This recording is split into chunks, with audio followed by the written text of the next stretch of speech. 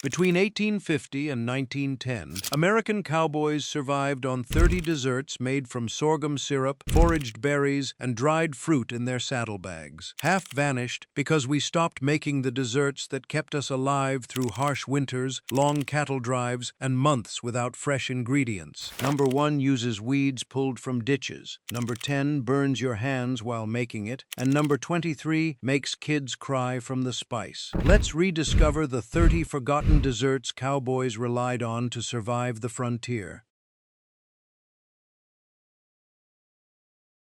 Sheep sorrel pie sounds like something you would never eat, but in the 1800s, it was the closest thing pioneers had to lemon pie. Sheep sorrel is a wild weed that grows naturally across the American prairie with small arrow-shaped leaves that taste intensely sour and tangy, almost identical to fresh lemon juice. When lemons cost more than a week's wages or were completely impossible to find on the isolated frontier, settlers walked through fields picking handfuls of sheep sorrel leaves and baked them directly into pie crusts. The filling turned out tart, bright green, and surprisingly close in flavor to the real citrus version families remembered from back east. Historical recipes required massive amounts of the plant because the lemony flavor was milder than actual fruit, so bakers often needed 2 or 3 cups of packed leaves for a single 9-inch pie. Sugar and eggs helped bind the filling, creating a custard-like texture. By the early 1900s, when expanding railroads finally brought affordable lemons to every small town and remote homestead, sheep sorrel pie disappeared completely from American tables. Today, most people have never heard of it, and the few elderly folks who remember it cannot believe their grandmothers actually foraged weeds from ditches to bake dessert for Sunday dinner.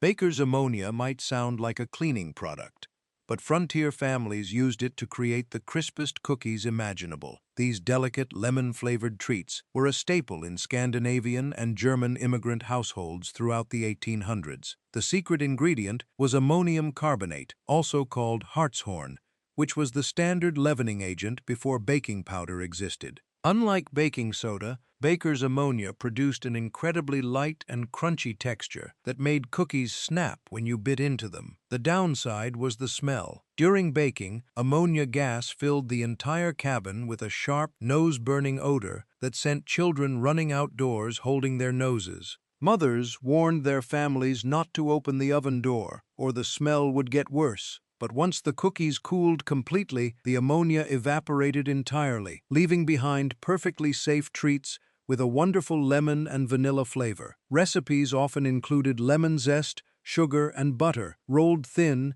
and cut into decorative shapes for Christmas and weddings. When commercial baking powder arrived in the early 1900s, offering the same rise without the terrible smell, families abandoned Baker's ammonia immediately. Today, the name alone terrifies modern bakers, even though ammonia cookies were considered completely normal for frontier grandmothers who baked them every holiday season.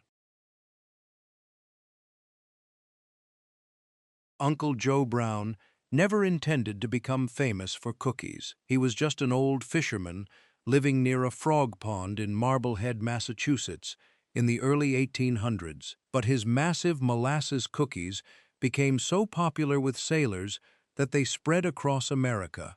Joe Froggers earned their name because the cookies were huge, dark, and round, like the frogs in Uncle Joe's pond, often measuring 4 to 5 inches across.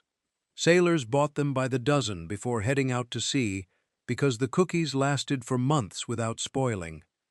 The recipe combined dark molasses, rum, ginger, cloves, nutmeg, and sea salt. The salt acted as a natural preservative, and the rum kept moisture locked inside, preventing the cookies from turning rock hard. Even after weeks in a ship's hold or a cowboy's saddlebag, Joe Froggers stayed soft and chewy. Pioneers carried the recipe westward during the frontier expansion, and ranch families baked them for cattle drives. Cowboys appreciated the dense sweetness and the fact that one cookie could serve as an entire meal replacement during long rides. By the 1950s, smaller packaged cookies replaced these giants, and Joe Froggers faded into obscurity outside of New England historical societies and maritime museums.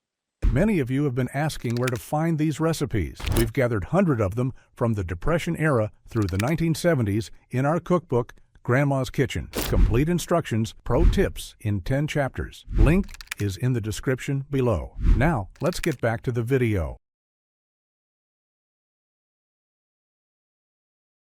Voting in early America came with a free slice of cake. Election cake was not just a dessert. It was a civic tradition that turned Election Day into a community celebration lasting from sunrise to sunset. Towns across New England competed to bake the largest, most impressive cake to feed voters, and some of these cakes weighed 15 to 20 pounds. The recipe was essentially a massive yeast-raised fruit cake packed with raisins, dried currants, citron, and spices, often soaked in brandy or rum for extra flavor and preservation. Making election cake required days of advanced preparation.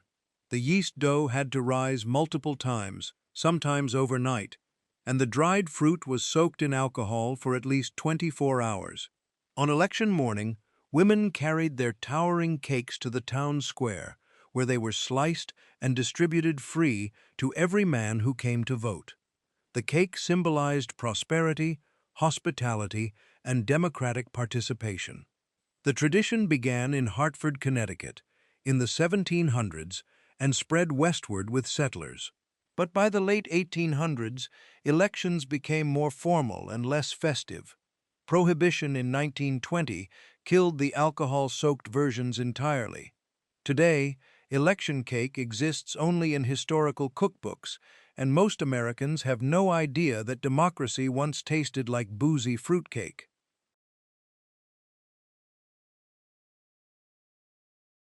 Martha Washington's great cake was not a recipe, it was an endurance test.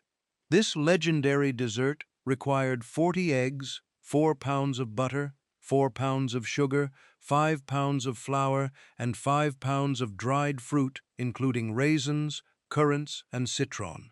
The recipe also demanded a half pint of wine, a half pint of brandy, and generous amounts of mace, nutmeg, and cinnamon. Preparing great cake took 2 full days and multiple people. The butter and sugar had to be creamed by hand for over an hour, until light and fluffy.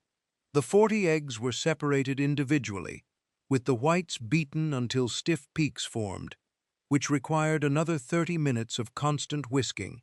The dried fruit soaked overnight in brandy. Mixing the final batter required 2 strong adults, because the dough was so thick and heavy. Once baked, the finished cake weighed nearly 20 pounds and was served at weddings, holidays, and important gatherings at Mount Vernon. Great cake was not just food. It was a status symbol, proving a family could afford extravagant ingredients. As American tastes shifted toward lighter layer cakes in the early 1900s, great cake vanished. Today, the idea of cracking 40 eggs for a single dessert seems absurd, and the recipe survives only in historical archives. R.E. Hook 5 desserts gone, sheep sorrel pie, ammonia cookies, Joe Frogger's, election cake, and great cake all vanished when convenience replaced necessity. But here is the strange part. These were not rare. They were everywhere. Every pioneer knew these recipes. Technology killed them. The next 5 lasted longer, but still disappeared.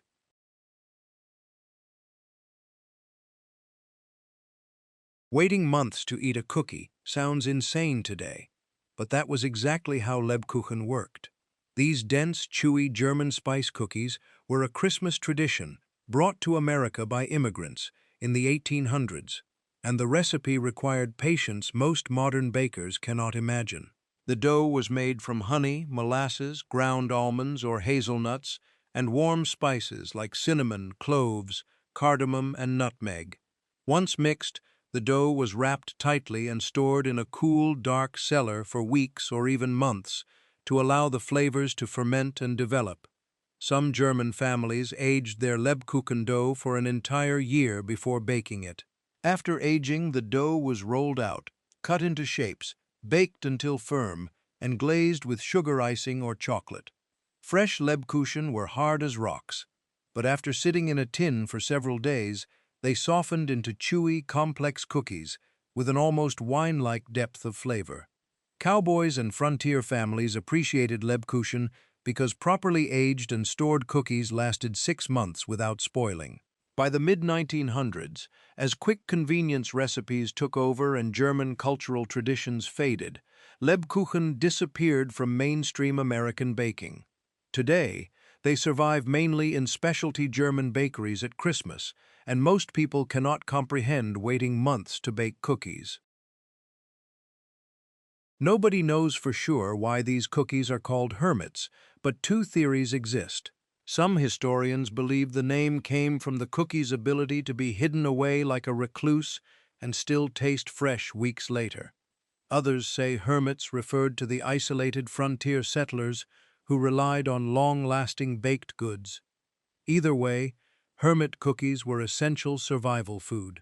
The recipe combined molasses, brown sugar, butter, raisins, and warm spices like cinnamon, nutmeg, and cloves into a thick, moist dough.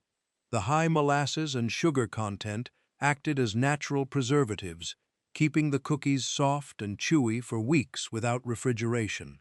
Sailors packed hermits for long voyages. Cowboys stuffed them into saddlebags for cattle drives. Pioneer mothers baked batches to last through harsh winters, when fresh ingredients were impossible to find. The cookies provided dense calories and energy, making them more than just a treat. They were practical fuel.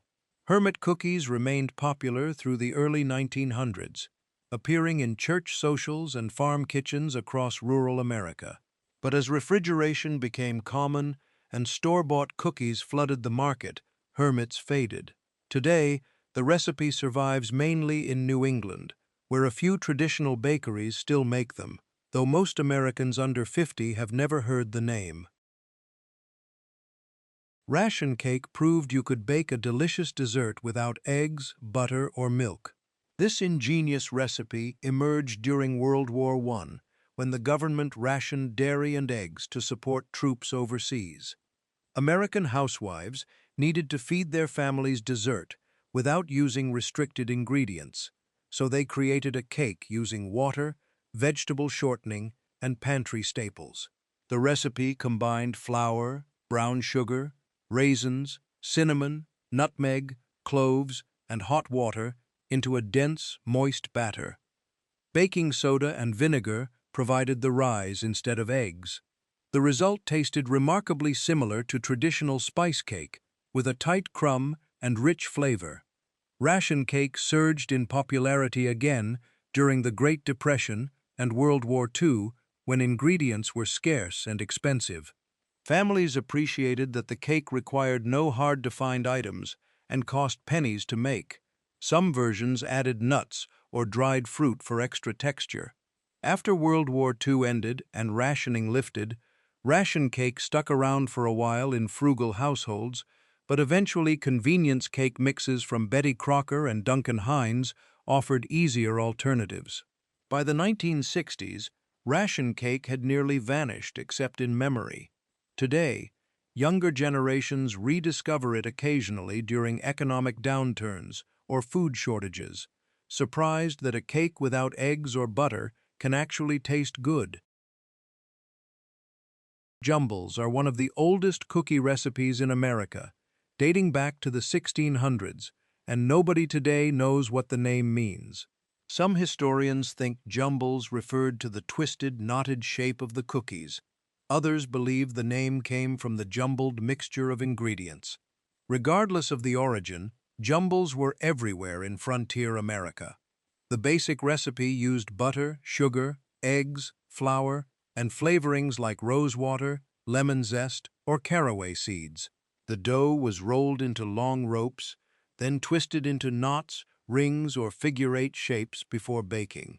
Early recipes instructed bakers to make the dough stiff enough to hold its shape, but soft enough to stay tender after baking. Jumbles were slightly crisp on the outside and soft in the center, similar to modern Italian biscotti but less dry. Pioneer families made jumbles for special occasions, and the cookies traveled well, making them popular with travelers. By the late 1800s, simpler drop cookies and shaped cookies replaced the labor-intensive twisted designs. The name Jumbles faded from cookbooks by the early 1900s, replaced by more recognizable terms like butter cookies or sugar cookies. Today, Jumbles exist only in historical cooking demonstrations, and most Americans have never heard the word or tasted the original twisted cookies their great-great-grandmothers baked. Candy made from mashed potatoes sounds like a joke, but this Appalachian treat was completely real and surprisingly delicious. Potato candy emerged during the Great Depression, when sugar was expensive and potatoes were cheap and abundant. The recipe required only 3 ingredients: 1 small cooked potato, mashed until smooth, powdered sugar, and peanut butter. The mashed potato was mixed with enough powdered sugar to form a stiff, dough-like consistency, similar to fondant. The mixture was rolled out flat, spread with a thin layer of peanut butter, then rolled up like a jelly roll and sliced into pinwheel candies. The potato provided structure and moisture, but contributed almost no flavor. The finished candy tasted like peanut butter fudge, and most people could not identify the secret ingredient. Families made potato candy during the holidays when store-bought sweets were out of reach financially. Children loved helping roll and slice the candy, and the recipe required no cooking, making it safe for young bakers. By the 1960s, as processed candies became affordable and readily available, potato candy disappeared from most kitchens. Today, it survives mainly in rural Appalachian communities and among food historians, and most modern Americans react with confusion and disgust at the idea of potatoes in candy, even though it tastes nothing like vegetables. 10 desserts down, from sheep sorrel pie to potato candy, every single one vanished within a generation. Not because they tasted bad, because modern life made them obsolete. The next 10 desserts were slightly more familiar, but even these could not survive past the 1950s. Let us keep going. Honey candy was pulled taffy, made entirely from honey, and it required strength, patience, and burns on your hands. Before refined sugar became cheap and widely available in the late 1800s, honey was the primary sweetener on the frontier. Families kept beehives or traded with neighbors who did, and honey appeared in nearly every dessert. Honey candy was made by boiling pure honey in a heavy pot until it reached the hard crack stage, around 300 degrees Fahrenheit. The boiling honey was then poured onto a greased marble slab or buttered plate to cool slightly. Once cool enough to handle but still dangerously hot, 2 people grabbed opposite ends of the honey mass and pulled it repeatedly, stretching it into long ropes and folding it back on itself. This pulling process incorporated air into the candy, transforming the dark amber honey into a golden, opaque, chewy taffy. The work was exhausting and required at least 15 minutes of constant pulling. Children watched in fascination as the honey changed color and texture. The finished candy was cut into bite-sized pieces with greased scissors and wrapped in wax paper. Honey candy tasted intensely floral and sweet, with a chewy texture similar to saltwater taffy. It was a special treat reserved for holidays and celebrations. By the early 1900s, when white sugar became affordable and commercial candies flooded stores, honey candy disappeared. The labor was too intense, and burns from hot honey were too common. Today, honey candy survives mainly at historical reenactments and frontier museums, where costumed interpreters demonstrate the back-breaking process to amazed audiences who cannot believe anyone pulled boiling honey with their bare hands. Spotted pup sounds like a dog breed, but it was actually a simple rice pudding studded with raisins that cowboys ate around campfires. The name came from the appearance of the dish. The raisins looked like dark spots against the creamy white rice, resembling the spots on a Dalmatian puppy. Spotted pup was a trail staple, because the ingredients traveled well and the dish required only one pot. Cowboys carried bags of rice, raisins, sugar, and canned milk in their saddlebags, and the recipe was foolproof even over an open fire. The cook combined rice, water, and a pinch of salt in a pot and simmered it until the rice was tender and had absorbed most of the liquid. Then canned condensed milk, sugar, raisins, and sometimes cinnamon or nutmeg were stirred in, and the mixture simmered for another 10 minutes until thick and creamy. Spotted pup was served warm in tin cups or bowls, and it provided a sweet, filling end to a long day on the trail. The dish was cheap, required no refrigeration, and tasted comforting after weeks of beans and hardtack. Ranch families also made spotted pup at home, often baking it in the oven instead of cooking it on the stove. By the 1950s, as instant pudding mixes and other convenience desserts appeared, spotted pup faded from cookbooks. The name sounded odd and childish, and modern families preferred chocolate pudding cups from the grocery store. Today, spotted pup survives mainly in Western folklore and cowboy poetry, and most Americans have never tasted this simple, satisfying dessert that once fueled cattle drives across the frontier. Sugar biscuits were plain, buttery cookies that tasted like pure simplicity, and they were a staple in British and American households throughout the 1800s. Despite the plain name, sugar biscuits were considered a luxury because they required significant amounts of butter and sugar, which were expensive on the frontier. The recipe was minimalist by design. Butter and sugar were creamed together until fluffy, then flour, and sometimes a splash of milk or cream were added to form a soft dough. The dough was rolled out, cut into rounds or shapes, and baked until golden around the edges. No spices, no flavorings, no add-ins. Just butter, sugar, flour, and eggs. The result was a crisp, delicate cookie that melted in your mouth and tasted like concentrated butterscotch. English settlers brought sugar biscuit recipes to America, and the cookies became a tea-time tradition in proper households. Frontier families baked them for special occasions, like weddings, christenings, and holiday gatherings. Children loved sugar biscuits because the flavor was mild and sweet, without any strange spices. By the early 1900s, as cookie recipes became more elaborate with chocolate chips, nuts, and flavored extracts, plain sugar biscuits seemed boring and old-fashioned. The rise of commercially produced vanilla wafers and butter cookies in the 1920s further pushed sugar biscuits into obscurity. Today, the term sugar biscuit has been replaced by sugar cookie, and the original delicate, crisp, British-style version has been forgotten. Most modern sugar cookies are thick, soft, and decorated, nothing like the thin, buttery biscuits frontier grandmothers served with tea in delicate china cups.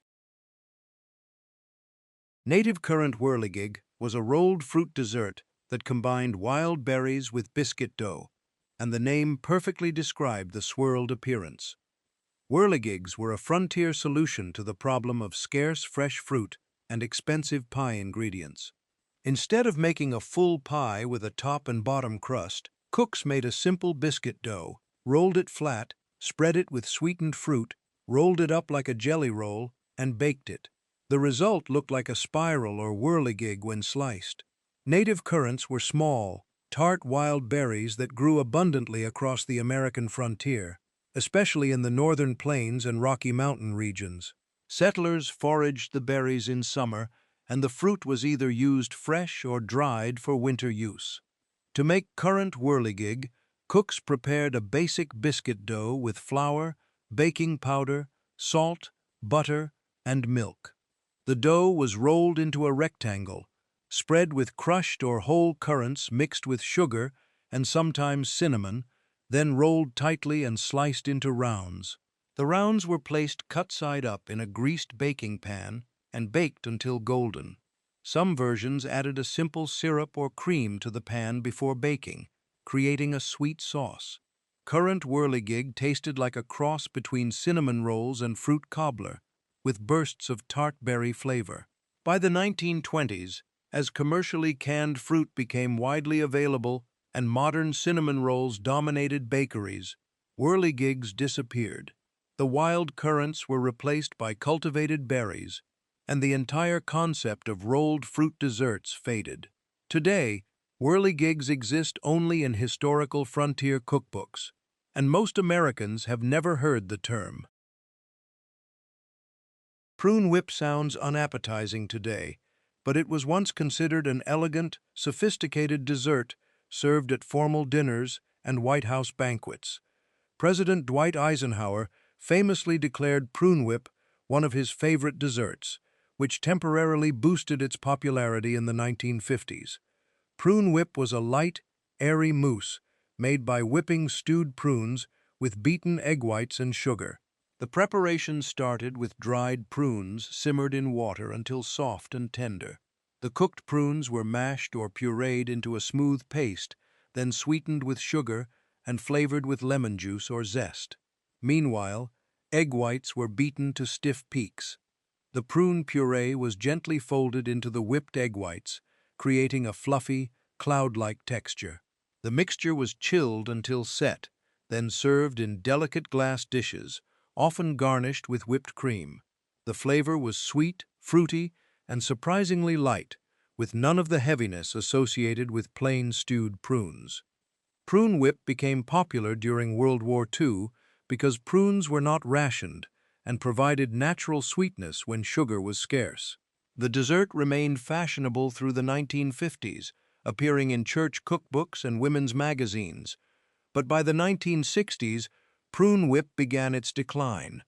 Prunes developed an unfortunate association with digestive issues and old age, making them deeply unsexy to younger generations.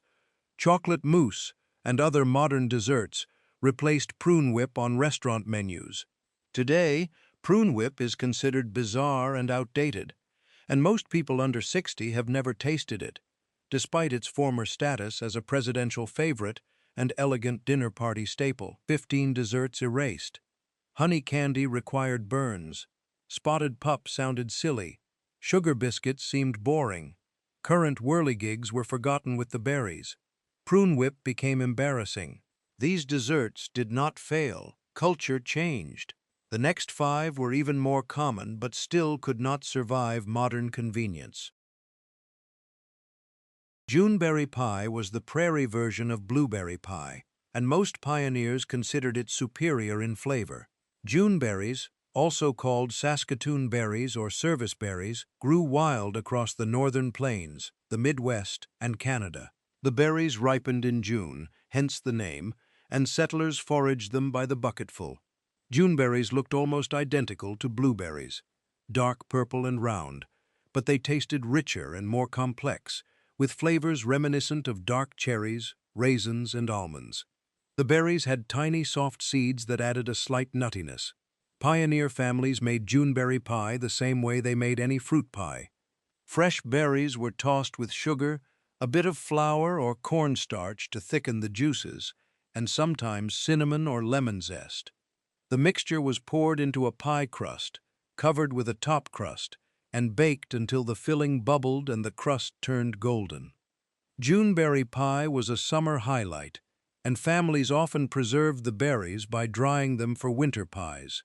Native American tribes had harvested Juneberries for centuries, using them in pemmican and baked goods, and they taught settlers where to find the best berry patches.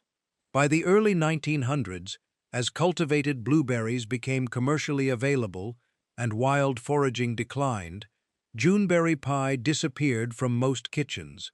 The berries still grow wild across North America, but few modern Americans recognize them or know they are edible. Today, Juneberry pie survives mainly in Canadian prairie communities and among foragers who appreciate wild foods. Most Americans have never tasted Juneberries and assume blueberry pie has always been the only option. Swiss apple cherry pie was a hybrid dessert brought to America by Swiss immigrants in the 1800s, and it combined 2 fruits in one crust in a way that seemed revolutionary at the time. The recipe layered tart apples with sweet cherries, creating a balanced flavor that was neither too sour nor too sugary. Swiss settlers in the Midwest and Texas brought this tradition with them, and the pie became a specialty in communities with strong Swiss heritage. The preparation required slicing apples thinly and pitting fresh cherries, then layering them alternately in a pie crust. Swiss apple cherry pie was a harvest season favorite, made when both fruits were ripe and abundant. By the mid-1900s, as American baking became more standardized and single-fruit pies dominated bakeries, hybrid pies like Swiss apple cherry fell out of favor. The recipe required more work than a simple apple pie, and most modern bakers preferred convenience. Today, Swiss apple cherry pie survives mainly in historical Swiss-American communities and among dedicated pie enthusiasts who seek out unusual vintage recipes. Most Americans have never heard of combining apples and cherries in one pie and assume fruit pies should contain only one type of fruit.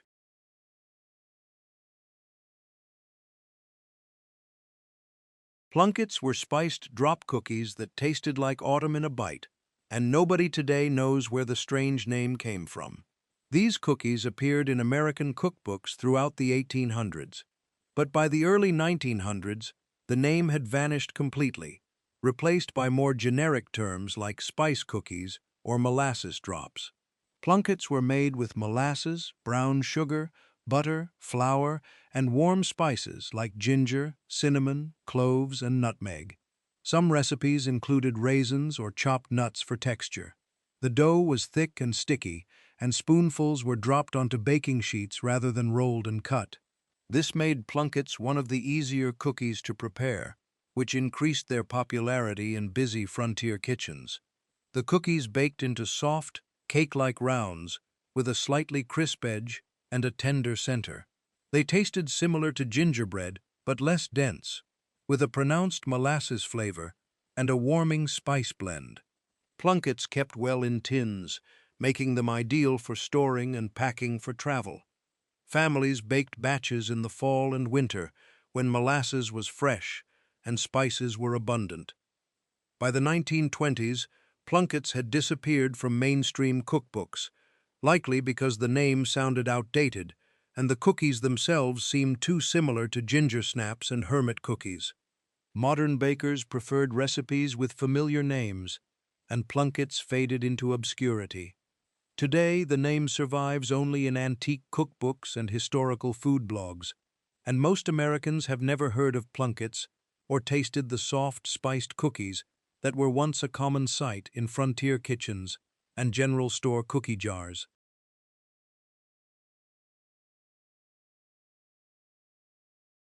Chocolate biscuit pudding was a Southern comfort dessert that used leftover biscuits instead of bread, and it tasted like chocolate heaven. This dish originated in Appalachian and Southern households where nothing was ever wasted, and day-old buttermilk biscuits were transformed into rich, creamy pudding. The recipe was simple but required time. Leftover biscuits were crumbled into chunks and layered in a baking dish. A custard mixture was made by heating milk, eggs, sugar, cocoa powder, butter, and vanilla together until smooth and slightly thickened. The hot custard was poured over the crumbled biscuits, soaking them completely. Some cooks added chocolate chips or chunks between the layers for extra richness. The dish was baked in a moderate oven until the custard set and the top developed a slightly crispy browned crust. Chocolate biscuit pudding was served warm, often with a drizzle of chocolate sauce or a dollop of whipped cream. The texture was similar to bread pudding, but denser and more buttery because biscuits contain more fat than regular bread. The flavor was intensely chocolatey and comforting, perfect for cold winter nights. Families made chocolate biscuit pudding throughout the early 1900s, and it remained popular in the South through the 1970s. But as instant pudding mixes and boxed desserts flooded grocery stores in the 1980s, homemade biscuit pudding seemed old-fashioned and labor-intensive. Today, chocolate biscuit pudding survives mainly in rural Southern communities and among home cooks who remember their grandmothers making it. Most Americans under 50 have never heard of it and cannot imagine turning biscuits into chocolate pudding. Molasses stack cake was not one cake. It was 5 or 6 thin cake layers stacked with apple butter filling, and it required days of preparation and patience. This Appalachian specialty originated in the mountains of Kentucky, Tennessee, and Virginia in the 1800s, and it became a traditional wedding cake in communities too poor to afford fancy multi-tiered confections. The cake layers were made with molasses, flour, butter, eggs, and spices like ginger and cinnamon. Each layer was rolled thin and baked separately until firm but still pliable. The layers resembled giant cookies more than traditional cake. Once all the layers were baked and cooled, they were stacked with thick apple butter spread between each one. The assembled cake was wrapped tightly and stored for at least 3 days, sometimes up to a week, to allow the apple butter to soften the layers and the flavors to meld together. During this aging process, the cake transformed from dry and stiff to moist and tender, with the apple butter soaking into the layers. Molasses stack cake tasted like spiced gingerbread combined with apple pie, dense and deeply flavorful. Wedding guests often contributed a single layer to the bride and groom's stack cake, and the number of layers reflected the couple's popularity in the community. R.E. Hook 20 desserts gone forever. Juneberry pie, Swiss apple cherry pie, Plunkets, chocolate biscuit pudding, and molasses stack cake all vanished because modern culture demanded speed. Nobody wanted to forage berries, age cakes for a week, or bake 5 separate layers. The final 10 were the most familiar, but still disappeared.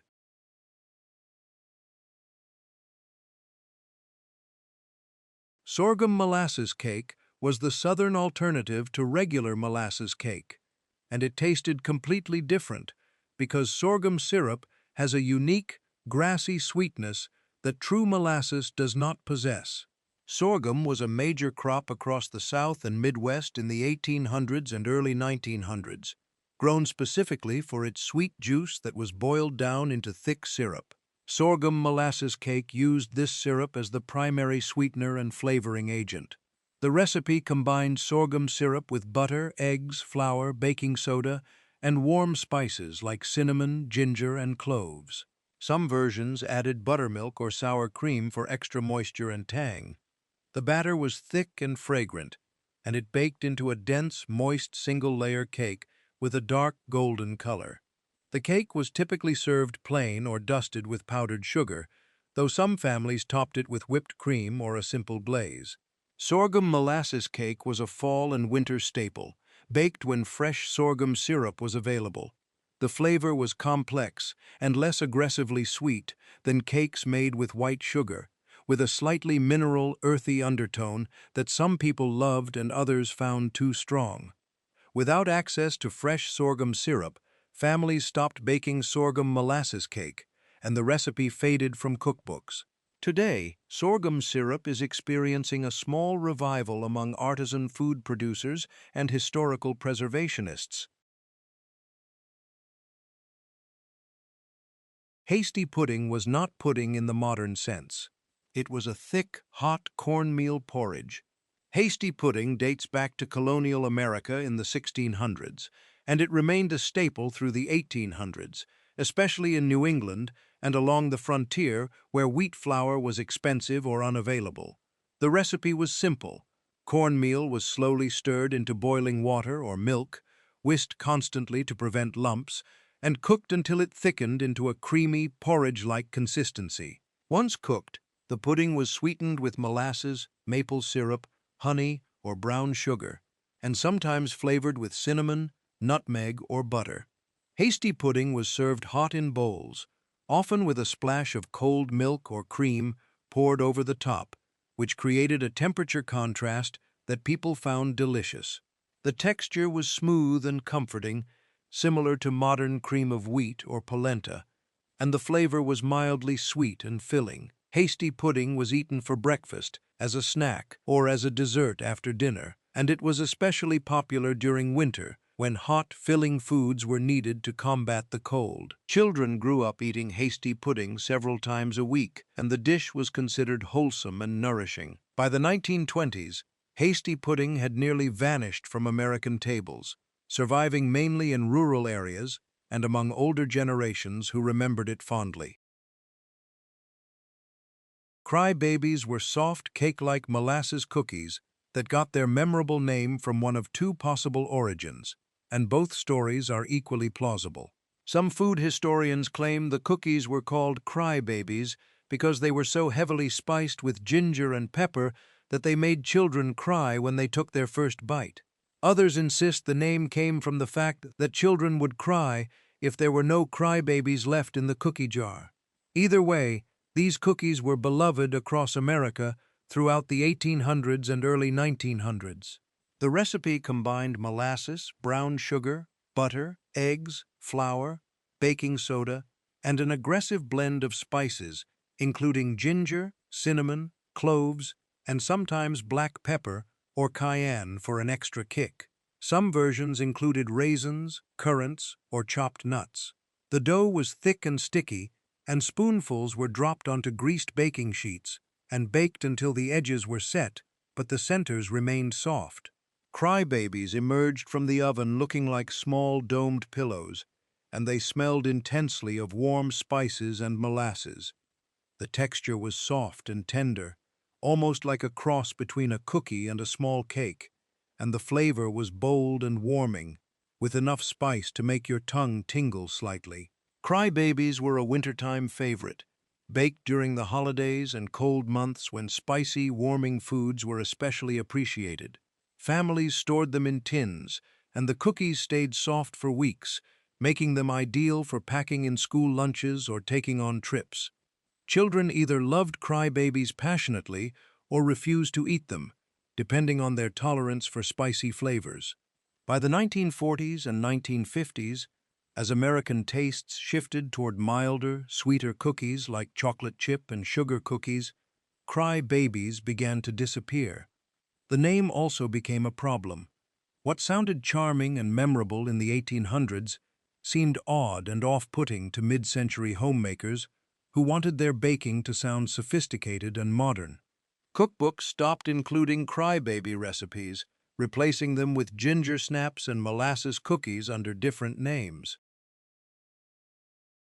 Pan-fried bread pudding sounds impossible, but it was a real frontier dessert that transformed leftover bread pudding into something completely different and arguably more delicious.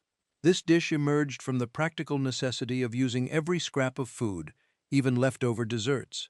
Frontier families baked traditional bread pudding using stale bread, milk, eggs, sugar, and spices, and any leftovers were never discarded. The next morning, cold leftover bread pudding was sliced into thick slabs and fried in butter or bacon grease in a hot cast-iron skillet. The exterior became crispy and caramelized while the interior stayed soft and custardy, creating a textural contrast that regular baked bread pudding could never achieve. The fried slices were served hot, often drizzled with molasses, honey, or maple syrup, and sometimes topped with a dollop of butter that melted into the crispy surface. The flavor was intensely rich, with the fried exterior adding a nutty, toasted dimension that complemented the sweet, spiced interior. Pan-fried bread pudding was typically eaten for breakfast, though some families served it as dessert after dinner. Cowboys and ranch hands especially loved this dish because it was filling, portable, and provided substantial calories for hard physical labor. The recipe required no additional ingredients beyond the leftover pudding and cooking fat, making it economical and efficient. By the early 1900s, as refrigeration became common and leftovers could be stored more safely, families became less creative with repurposing old desserts. The rise of fresh breakfast options like pancakes, waffles, and commercially produced cereals also diminished interest in fried leftover pudding. By the 1950s, pan-fried bread pudding had virtually disappeared, remembered only by older generations who grew up during leaner times. Today, The concept sounds bizarre to most modern Americans, who cannot imagine frying yesterday's dessert for breakfast. The dish survives only in historical accounts and among food historians, who recreate frontier recipes for educational purposes. A few modern chefs have attempted to revive pan-fried bread pudding as a trendy brunch item, rebranding it as French toast bread pudding or caramelized bread pudding, but these versions lack the authentic frontier context of necessity and resourcefulness that made the original dish meaningful. The original pan-fried bread pudding was not gourmet cuisine. It was survival cooking that happened to taste incredible. Dutch oven cobbler was not just a dessert. It was a campfire miracle that turned basic ingredients into something magical under the open sky. This was the signature dessert of cowboys, cattle drives, trail cooks, and frontier families who lived far from proper kitchens and ovens. The beauty of Dutch oven cobbler was its simplicity and adaptability. Any fruit could be used, whether fresh, canned, or dried, and the topping could be biscuit dough, cake batter, or even pre-made dough carried in saddlebags. The process started with building a good bed of hot coals from the campfire. The Dutch oven, a heavy cast-iron pot with a tight-fitting lid, was greased with butter or lard. Sweetened fruit was placed in the bottom, then topped with spoonfuls of biscuit dough or a simple cake batter made from flour, sugar, baking powder, milk, and butter. The lid was placed on the Dutch oven, and the entire pot was set directly on hot coals, with additional coals piled on top of the lid. This created an oven effect, with heat surrounding the pot from all sides. After 30 to 40 minutes, the cobbler was done, with bubbling fruit on the bottom and golden, crusty topping on top. The aroma alone was enough to draw every cowboy within a mile radius to the campfire. Dutch oven cobbler was served hot, spooned directly from the pot into tin cups or bowls, and it tasted like pure comfort after days of eating beans, hardtack, and salted meat. The fruit provided sweetness and moisture, and the biscuit topping was buttery and satisfying. Trail cooks took pride in their cobblers, and a good cobbler could boost morale on long, difficult cattle drives. Peach cobbler was the most popular version, followed by apple and berry. By the mid-1900s, as ranching became more mechanized and cowboys stopped living on the trail for months at a time, Dutch oven cobbler faded from everyday use. Modern ovens and convenience desserts replaced the need for campfire cooking. Today, Dutch oven cobbler survives mainly at cowboy poetry gatherings, historical reenactments, and Western heritage festivals, where costumed cooks demonstrate the technique over open fires. 25 gone. Sorghum molasses cake, hasty pudding, crybabies, pan-fried bread pudding, and Dutch oven cobbler all disappeared when modern convenience made frontier skills obsolete. Nobody wanted to mill sorghum. Norwegian fruit soup. Norwegian fruit soup sounds like an odd choice for dessert. Most versions started with a mixture of dried fruits, including prunes, apricots, raisins, currants, and sometimes dried apples or peaches. The dried fruit was soaked overnight to rehydrate, then simmered in water with sugar, cinnamon sticks, whole cloves, and sometimes a splash of lemon juice or orange zest. Norwegian fruit soup was served hot in the winter, often as a holiday dessert or special occasion treat, and it was sometimes served cold in the summer as a refreshing sweet soup. The flavor was complex, with the natural sweetness of the dried fruit enhanced by the warm spices, and the texture was thick and satisfying. Each spoonful contained soft, plump fruit swimming in syrupy liquid. Norwegian fruit soup was practical. Norwegian fruit soup began disappearing from American tables. Younger generations found the concept of fruit soup strange and old-fashioned, preferring ice cream, cake, and other more mainstream American desserts. Canned peach cobbler became a lifesaver during the Great Depression and World War II, when fresh fruit was unavailable or unaffordable. and it remained popular through the 1960s before fading into obscurity. The dish represented a turning point in American cooking, marking the moment when canned goods stopped being considered inferior substitutes and became acceptable, even desirable, ingredients in their own right. Canned peaches were shelf-stable, inexpensive, and available year-round, making them ideal for families who could not afford seasonal fresh fruit or lacked access to orchards. The recipe was straightforward. 2 or 3 cans of sliced peaches in heavy syrup were poured into a greased baking dish, juice and all. Some cooks added a sprinkle of cinnamon or nutmeg for extra flavor. A simple topping was made using flour, sugar, baking powder, butter, and milk, creating a thick batter that was spooned over the peaches. As the cobbler baked, the topping spread and rose, creating a golden, biscuit-like crust while the peaches bubbled underneath. The heavy syrup from the canned fruit caramelized slightly around the edges, creating intensely sweet, sticky pockets of concentrated peach flavor.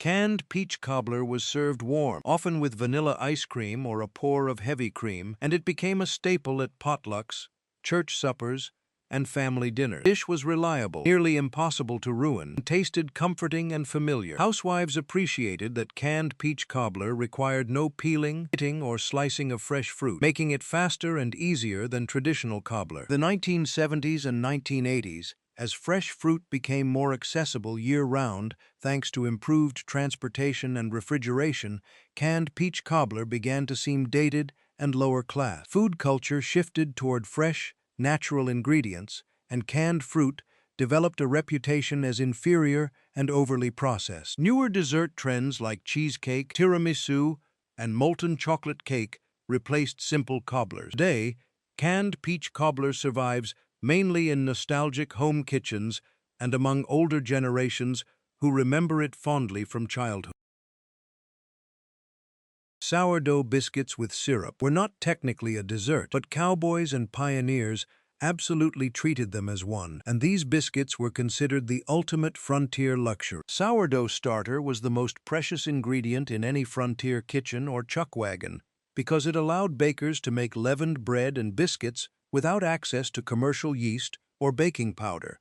A good sourdough starter was guarded jealously, kept warm at night inside bedrolls, and passed down through generations like a family heirloom. Sourdough biscuits were made by mixing a portion of active sourdough starter with flour, a bit of fat like lard or butter, salt, and sometimes a pinch of baking soda to neutralize the sourness. The dough was kneaded briefly, rolled out, cut into rounds, and baked in a Dutch oven or directly on a hot griddle. The biscuits emerged golden, fluffy, and slightly tangy, with a complex fermented flavor that no modern biscuit can replicate. While sourdough biscuits were often served savory, alongside stew or gravy, transformed into dessert when served hot, with generous drizzles of sorghum molasses, maple syrup, honey, or fruit preserve. The combination of tangy, buttery biscuit and sweet syrup was irresistible, and cowboys often ate 3 or 4 biscuits soaked in syrup after dinner as their only dessert for weeks at a time. Biscuits absorbed the syrup like sponges, becoming soft, sticky,